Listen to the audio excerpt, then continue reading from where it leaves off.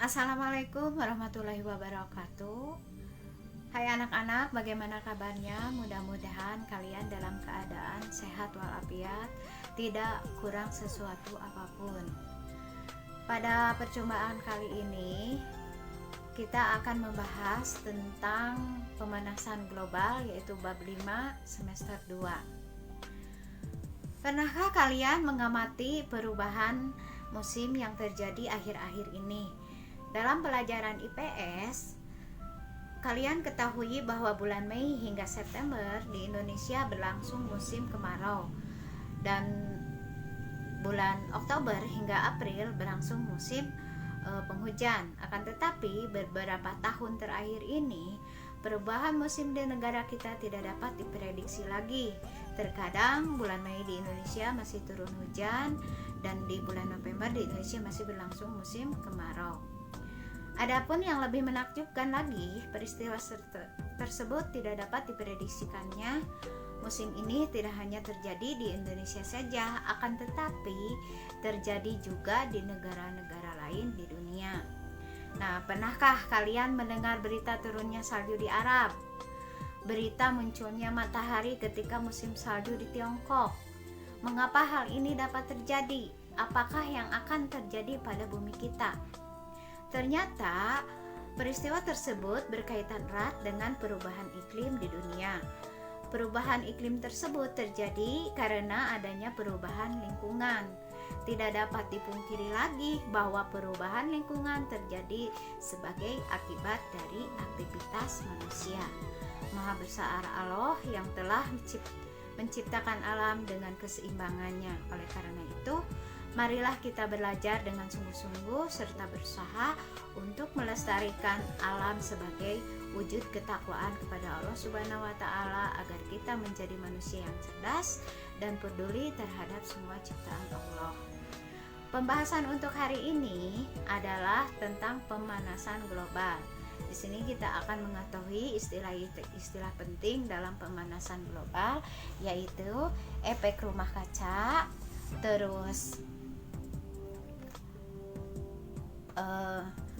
perubahan iklim, pemanasan global, atmosfer, dan bagaimana dampak dari pemanasan global tersebut. Efek rumah kaca yang pertama, efek rumah kaca adalah pemanasan alami yang terjadi ketika gas-gas tertentu di atmosfer bumi memerangkap panas. Di atmosfer bumi terdapat banyak gas rumah kaca seperti karbon dioksida, metana, siklus air, dan gas lainnya.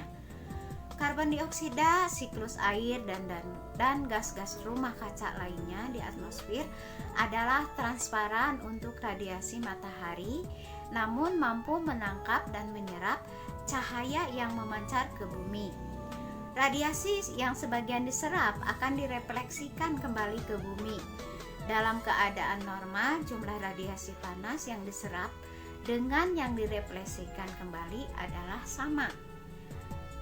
Proses efek rumah kaca. Ketika radiasi matahari mengenai permukaan bumi, bumi menjadi panas. Radiasi panas bumi dipancarkan kembali ke atmosfer, namun terhalang polutan udara sehingga terperangkap dan dipantulkan kembali ke bumi. Proses ini menahan beberapa panas yang terperangkap dan menyebabkan suhu bumi meningkat. Nah, ini berikut ilustrasi proses efek rumah kaca, dapat dilihat di slide di bawahnya. Para ilmuwan mempelajari efek rumah kaca sejak tahun 1824. Joseph Forel menyatakan bumi jauh lebih dingin jika tidak ada atmosfer. Adanya gas rumah kaca lah yang hingga bumi layak dihuni. Tanpa adanya gas rumah kaca, permukaan bumi akan berubah sekitar 60 derajat Fahrenheit atau 15,6 derajat Celcius.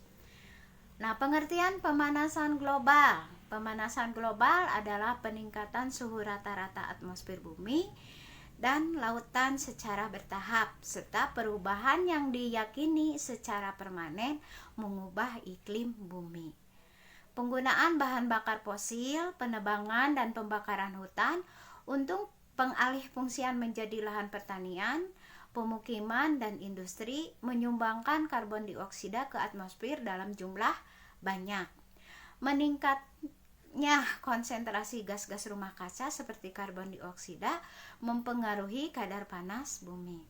100 tahun lalu, temperatur rata-rata suhu di permukaan bumi meningkat sekitar 0,6 derajat Celcius. Ilmuwan mempelajari gas-gas rumah kaca menghangatkan bumi dan pembakaran bahan bakar fosil berkontribusi terhadap pemanasan suhu bumi. Nah, pemanasan global telah dimulai dan akan meningkat cepat di abad ini. Nah, apa penyebab pemanasan global? Penyebab pemanasan global yang pertama adalah emisi karbon dioksida berasal dari pembakaran bahan bakar fosil sebagai pembangkit tenaga listrik. Yang kedua, emisi karbon dioksida yang berasal dari pembakaran gasolin sebagai bahan bakar alat transportasi. Yang ketiga, emisi metana dari hewan, lahan pertanian, dan dasar laut arti. Yang keempat, deforestation atau penebangan liar yang disertai pembakaran lahan hutan. Yang kelima, penggunaan CFC dalam refrigerator atau pendingin yang kalian kenal dengan lemari es. Yang keenam, meningkatnya penggunaan pupuk kimia dalam pertanian. Nah, ini berikut ilustrasi terjadinya pemanasan global. Apa dampak pemanasan global? Yang ketiga, dampak pemanasan global yang nampak yaitu satu, temperatur bumi semakin tinggi. Di beberapa wilayah temperaturnya lebih tinggi dan wilayah lainnya tidak. Yang kedua, tingginya temperatur bumi menyebabkan lebih banyak penguapan dan curah hujan secara keseluruhan. Tetapi masing-masing wilayah berbeda. Beberapa menjadi basah dan di bagian lainnya kering. Yang ketiga, mencairnya glasier yang menyebabkan volume air laut meningkat, begitu pula dengan daratan pantai yang melandai. Lama-kelamaan mengalami peningkatan akibat penggenangan air. Yang keempat, hilangnya terumbu karang. Karena meningkatnya suhu dan pengasaman laut, sebagaimana diketahui bahwa banyak spesies lain yang hidupnya tergantung pada terumbu karang. Yang lima, kepunahan spesies semakin meluas. Meningkatnya suhu menyebabkan kepunahan lebih dari 1 juta spesies. Hingga saat ini, hilangnya spesies semakin meluas dan daftar spesies yang terancam punah terus berkembang dan akan bertambah. Yang keenam, kegagalan panen besar-besaran. Yang ketujuh, penipisan lapisan ozon. Nah, ini berdasarkan pengamatan satelit, diketahui bahwa lapisan ozon secara berangsur-angsur mengalami penipisan sejak pertengahan tahun 1970. Lapisan ozon adalah salah satu lapisan atmosfer yang berada di dalam lapisan stratosfer, yaitu sekitar 17-25 km di atas permukaan bumi. Lapisan inilah yang melindungi bumi dari bahaya radiasi ultraviolet atau UV. Apa itu kerusakan ozon? Merupakan bolongnya lapisan ozon akibat aktivitas manusia. Sinar UV langsung terpancar ke bumi. Nah, bagaimana upaya menanggulangi pemanasan global? Yang pertama, upaya menanggulangi pemanasan global yaitu menggunakan energi terbaru, meningkatkan efisiensi bahan bakar kendaraan, mengurangi deforestation atau penebangan liar, mengurangi penggunaan CFC, mendukung dan turut serta melakukan penghijauan. Kedua, penyebab terbesar pemanasan global adalah karbon dioksida atau CO2 yang dilepaskan ketika bahan bakar fosil seperti minyak dan batu bara yang dibakar untuk menghasilkan energi. Besarnya penggunaan bahan bakar fosil untuk aktivitas manusia akan menyumbangkan meningkatnya karbon dioksida di udara. Yang ketiga, kerusakan lapisan ozon adalah salah satu contoh dampak dari aktivitas manusia yang mengganggu keseimbangan ekosistem dan biosfer. kondisi tingginya gas polutan di udara akan menyebabkan terjadinya pemanasan global. Yang terakhir, bagaimana usaha menanggulangi pemanasan global? Yang pertama usahanya yaitu menggunakan energi terbaru dan mengurangi penggunaan batu bara, gasolin, kayu, bahan bakar organik lainnya.